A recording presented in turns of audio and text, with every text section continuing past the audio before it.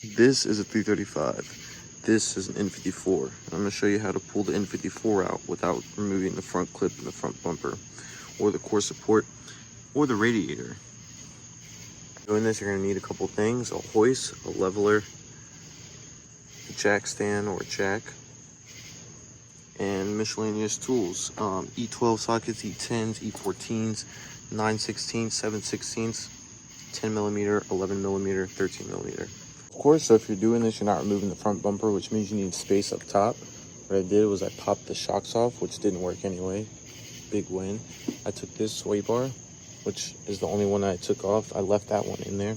I took this one off, put the hole in where the shock would go, and then put the other part on your ground point. And hopefully that should just stay there and you lift it back up. You're gonna need to pull off the intake manifold on this side, 11 millimeter bolts right here.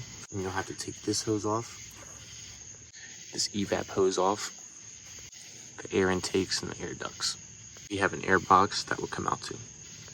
The starter, 2 bolts holding the starter on, all the wires down here, the T-box, which is gonna be over here. The oil condition sensor, which is going to be routed down through the motor mount and on the bottom of the oil pan. You also need to pull the O2 sensor on this side as well. And then that piece of harness will come up, it'll come up through here, and then the whole T-box, once you disconnect everything, wires going to the alternator, AC compressor, and whatever else is down here. And you can pull the whole T-box up. NOx sensors, fuel pressure sensor right there. All those sensors, you get all the wires off and the T-box will come right out. You can lay that on the side right here. I have everything, all the wires. I did not have to take them out of the DME. You'll also have to take off the fuel line, which is that little blue clip right there. I was able to do it by hand, just press the clip in and pull the line off. Once you have this side mostly done, you're gonna move over to this side. Disconnect all of your vacuum lines. Take out your vacuum canisters and your coolant reservoir. Disconnect your ignition coil line, rail right here. Plugs, 8 millimeters, connectors. Also need to disconnect the fuel rail right back here. Take your fan out, your fan shroud, and your top coolant hose. After you drain all the coolant, this can come out, and you can disconnect this hose as well as this hose down here. Drop the intercooler, disconnect your boost pipe and your charge pipe. To get the inlet out, I had to take off this Mickey Mouse hose, and I could slide the inlet out and remove the bolt holding the bracket on there. Disconnect your O2 sensors. Also the long coolant hose that goes from this side to the reservoir will have to come out. It's sitting right here. Once your AC is discharged, you can disconnect your 2 lines, your low pressure and your high pressure. Might be the other way around. 1, 2. For that, I use an Allen key. Not sure what size it is. 5.5 millimeter Allen key. I didn't take my belt off. I left all of my accessories on. You can cover this with a piece of cardboard if you want to protect it. You're also going to want to take off this line down here that's going to get in the way. The boost pipe's going to hit that. So we're going to loosen that. 5.5 Allen key right there. Put your bolt back so you don't lose it. Once you get that off, then it'll clear. I did find a piece of cardboard. And you're gonna move down to the transmission. A lot of these you're gonna have to work out underneath. Once your 2 starter bolts are out for your bell housing, there's 5 or 6 more bell housing bolts. They're gonna be E10, 9/16 or 7/16, or E14 if you have those. They're all scattered around. You're gonna need some long extensions to get those. Then you'll have to get your torque converter nuts, which are 17 millimeter bolts. They look like this.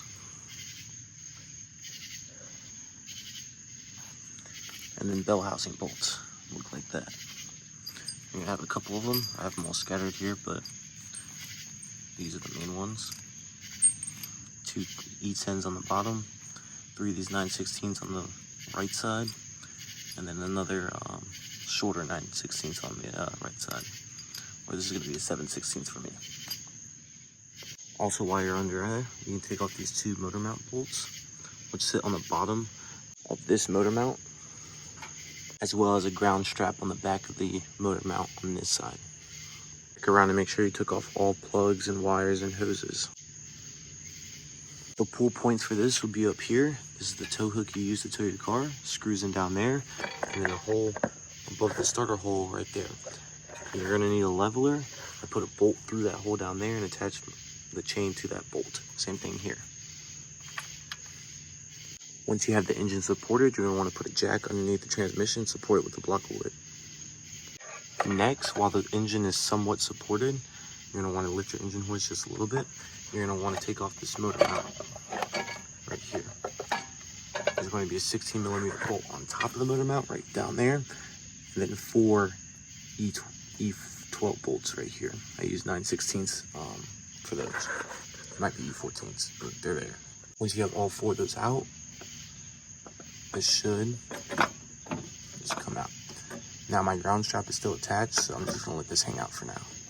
If you still have a screw holding on your 2 transmission cooler lines to the block, you're gonna want to take that off. It's underneath the motor mount. They're right here. On this side, once you remove the boost solenoid rail, you can reach down here, the 16mm, and take off the top of this motor mount, which is going to be right there. Right there. So now there's no motor mount on that side at all, and this side is completely disconnected. Once everything is out the way, lift her up. You're going to pull it and separate it from the transmission. And disconnected that ground strap, pulled the motor mount out. As I pulled up, it gave me enough room to remove the rear end.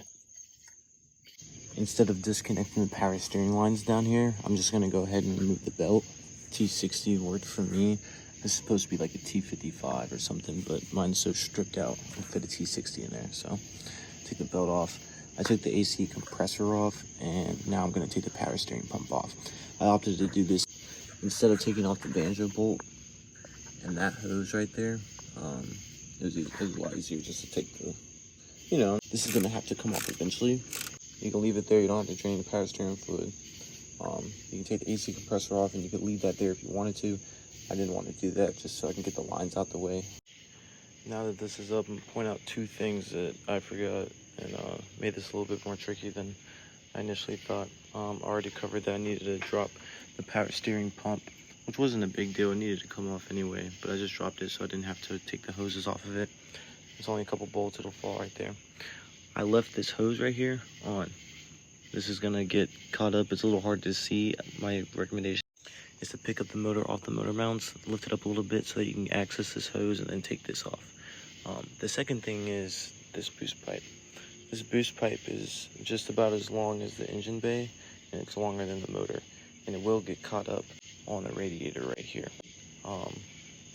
My recommendation is to turn the motor like that, slide your exhaust over, and then kind of the leveler helps out a lot here. You can just angle it up and down and work this out, but this is longer than the motor, so it will be a little bit harder.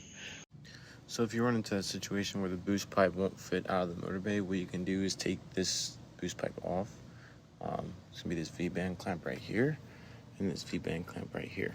It's just those 2, and then this pipe will, you can take this off. I used a Allen key to take those off. I believe it's still a 5.5, but if you can't get something to fit in there, I used this, which was like a hex bit almost. Kind of hard to see. It's a security hex bit, and I was able to fit that in there. So if you take those 2 off, you can take the whole boost pipe off and get that out the way. So now, if I would have known about this beforehand, I might have pulled the bumper off. Once I realized this, it took a minute to figure out what to do with it, but once I turned it at a certain angle, it kind of just came free. So take it with a grain of salt. This is a lot easier to do with the bumper off, but if you don't want to take it off, it is possible.